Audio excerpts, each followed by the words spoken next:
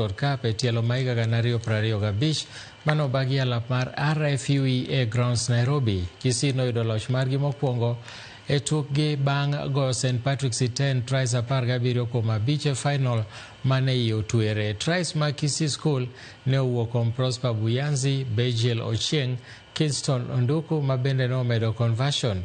Kata obedo ni St. Patrick's notemo maduogo e tugono, ok ne ginyal juko Kisii mane oseniang' negi ka Kisii School noyudo segolo Rift Valley Academy e nus final bang' yorogi 15-3. St. Patrick's 10 ne owuotho kuom Wa Boys tries 25-3.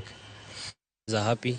The technical bench iko sawa for winning this the prestigious tournament Prescott 2025.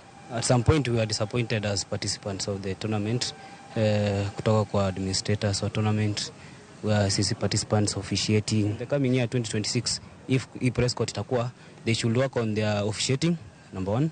Number two, on the planning.